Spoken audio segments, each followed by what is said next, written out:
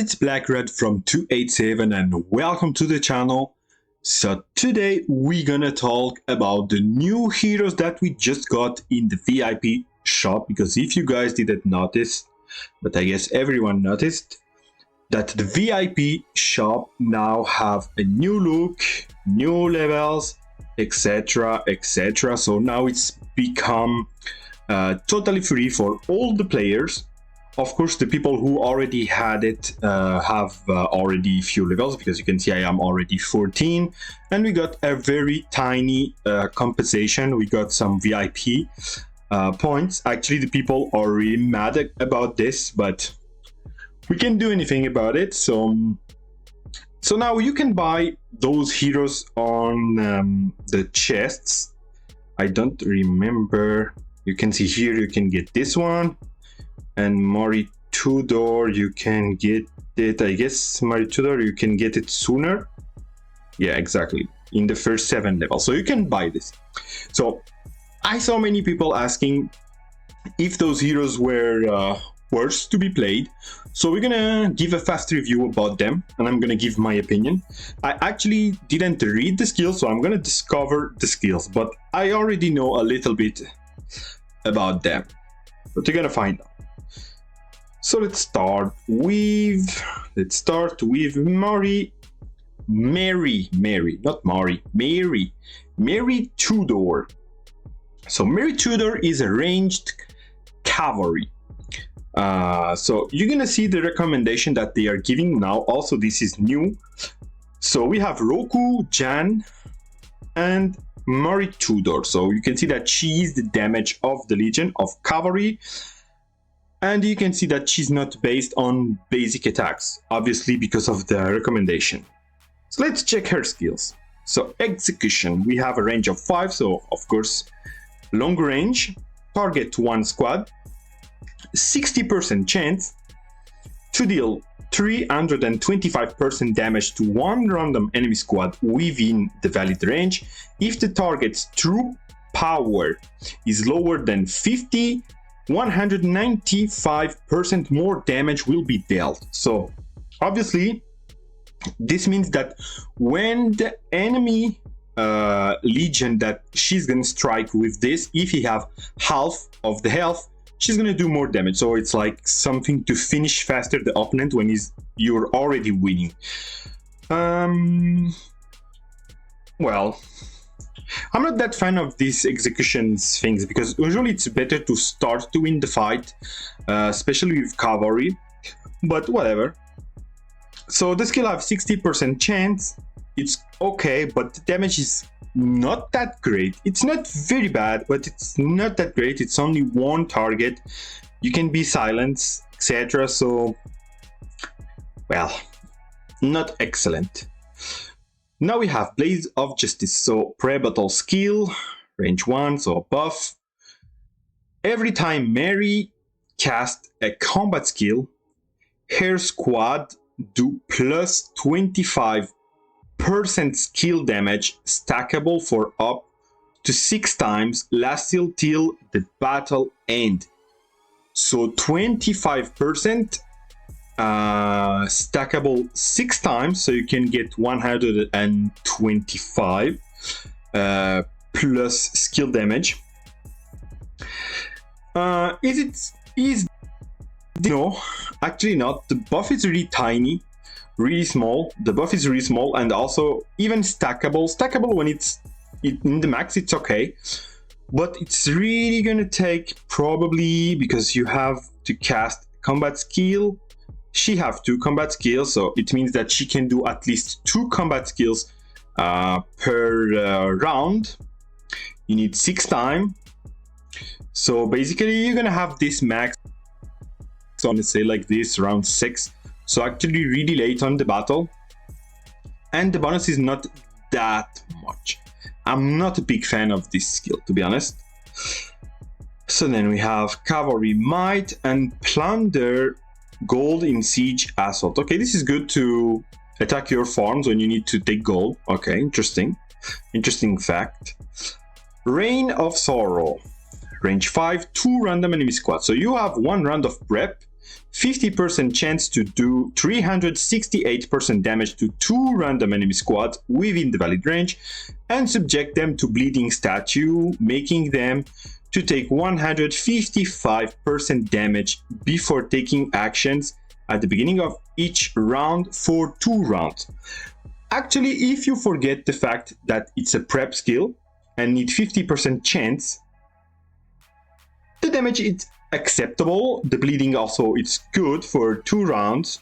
It's actually not bad. The only problem is this: the prep and the chances are very low, because 1 round of prep, because 50% chance means you're gonna cast this 4 times in the 8 rounds of the battle. But if it's 1 prep round, means you're gonna cast this 2 times only on a battle. Like, of course, you can cast it more than 2 times, but it's the numbers. So theoretically, so really not great, really not great. If it was more chances or no prep skill, it could be interesting, but it's not that big, that fun. So what we can say about this Mary Tudor, when you look at the damage that she does, you can compare her with Avalanche. Obviously, she's gonna do the same thing, we're gonna say, playing with the same heroes, but Avalanche is way more stronger than Mary Tudor, so I don't see the clue to have Mary Tudor instead of Avalanche. So this, of course, gonna be playable for early states, but never in life we as older states will need this hero. Really, like, Avalanche is way better. I believe that Jeanne d'Arc, I was about to say, not Jane, Living Saint is really better than her, also in this combo with Rogue, Warlord. I guess it's Warlord. I even forgot the names of them. Warlord and Jeanne d'Arc. It's going to be really more interesting than Mary Tudor. So really not a great hero. This is going to be really good for maybe the 2 first seasons or something. I'm sure that she's going to be doing better than Lionheart. So it's really, really not interesting for older states. So let's try to have a look in the other hero. And we have Leonidas. And I have to say something. When I saw this, I really was laughing very hard, because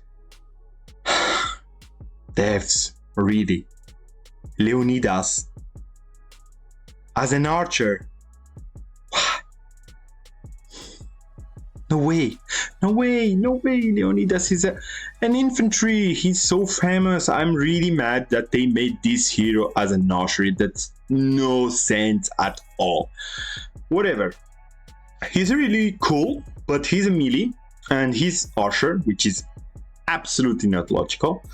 But we have to take a look of the skills. So sharp spear, range of 4, 2 random enemy squads. So after launching a normal attack, 40% chance to make the might -50 and resistance -50 for 2 random enemy squads, and to silence the squads for 1 round. So it's a debuff for the enemy, a debuff and a silence for 1 round. Well, the reduction is not huge, but it's not a bad skill. The problem is that the chance is also low, 40%. That's really bad. Really bad.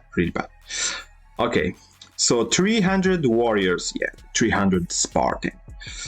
So we have a range of 4, and we have 3 random enemy squads within the valid range, so 50% chance to do 220% damage to 2 or 3 random enemy squads within the valid range. Okay, 50%, 220% damage for a front laner. Why not? Because it's for 2 or 3 random enemy squads. I don't know why 2 or 3. What's decided if it's 2 or 3? This I don't know.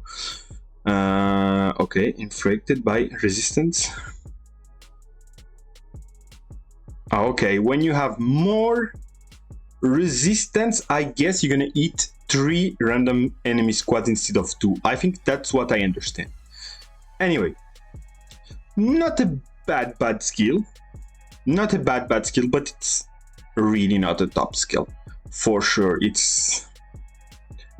For an archery, well, archery really is based to do big damage, but of course he's not, that's not his job. It's decent for a tank, we're gonna say, but why not? Well, the skill is not that bad. The chances are low, but skill is not that bad. Okay, let's go for the last. So it's a pre-battle skill. 3 random friendly squads, so I guess it's a buff for the allies. In the first 2 rounds, all your archer squads restore some HP each round. Recovery rate 55%, it's very low. Starting round 3, all your archer squads take minus 30% damage and gain 5% lifesteal effects last till the battle ends. Oh damn. Okay, the heal is really very low, very low. Also the damage debuff is not huge. The lifesteal 5%, it's ridiculous, useless. So really bad. Okay, so he's a kind of tank support, probably more a support in the middle lane, I would say, but it's really not that great. It's exactly the same as Tudor. This is really not a hero for older states. You can see the recommendations actually here. Yeah, he's played most of the time in the middle row with S1, and this guy, I don't remember his name, William, I guess it's William, right? Yeah, William the Conqueror. So yeah, why not? Okay, basically, as you can see, those heroes are really not great compared to the other states. Even Leonidas will never be as strong as an Immortal Guardian, so really not as a defensive archery. So basically, those heroes, guys, are not made for older states. They're gonna be like, yeah, like maybe S1 level, and even S1 I'm not sure they're gonna be so great, because we have great archery also S1 combo, so I'm not sure even that this is gonna be better than S1.